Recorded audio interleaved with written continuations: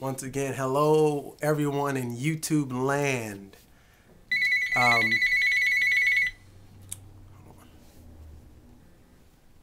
Hello? Maria, what's going on, girl? You know what? I actually just got off the phone with Ashley.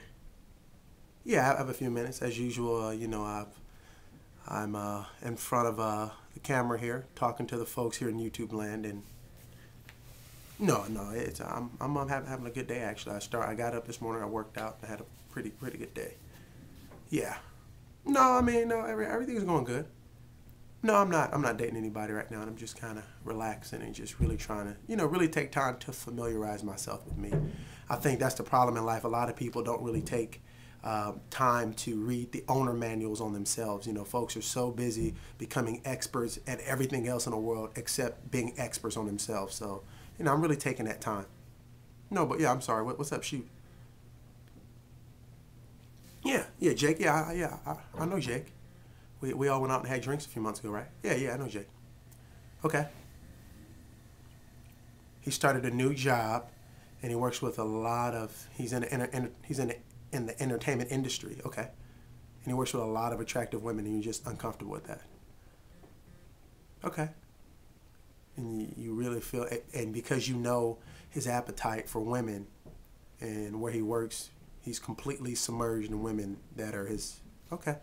Well, darling, I got an answer for you. I don't know if you're gonna like it, but uh, in short, you have to rock his world. And I don't mean one time. I don't mean have a sex session and you blow his mind. I mean every day you have to, and vice versa. It's the same thing for him, but because I'm talking to you, you have to literally rock his world in every sense, because this is a sad reality. There are women. I don't care. I don't care if a guy's attractive. I don't care if a guy's unattractive. I don't care if a guy has money. I don't care if a guy has $1 million. There's always somebody that wants somebody else's man for whatever reason. That's just how society works. And you have to understand this. There's a lady that is literally waiting in line at her opportunity to steal your man. It may be the girl at the coffee shop. It may be the girl at the local grocery store. It may be someone at his work. Hell, it may be, it may be at the local bar that he goes to every other weekend or every couple of weeks with his guys. It's not really one specific person you should worry about, but you need to accept that reality that someone sees him. They like his style. They see how he interacts with women.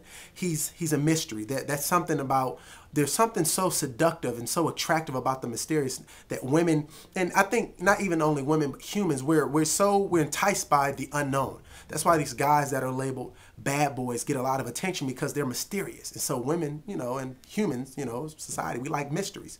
And guys that can sell themselves as a walking ministry, as a walking mystery, they're naturally going to get a lot of attractive because a lot of attention. I mean, because they're unknown. But what you have to do is you have to rock his world before someone else beats you to the punch. hmm Well, no, I mean, I'm just saying, like, these women, guys interact with women throughout the course of their day. I mean, from husbands to fiancés to your long-term boyfriends, even, and I can say the same thing about women. But you have to understand, these are young ladies or these are women. They understand, say if you guys live together, they know they don't have 24-hour access to this gentleman like you. So they may only have the 5-minute time that he's waiting in line at Starbucks to get his latte. So in that time, they're studying him, how he walks, how he talks, if he tells jokes, if they can chime in on a conversation he's involved with, he's involved in, and see what he likes, what makes him laugh, where he goes to clubs, where he hangs out, where he shops. And so, excuse me, what they're doing is they're learning him and studying him, because they know, what, they only have that 5 minutes that he's waiting in line for his cup of coffee.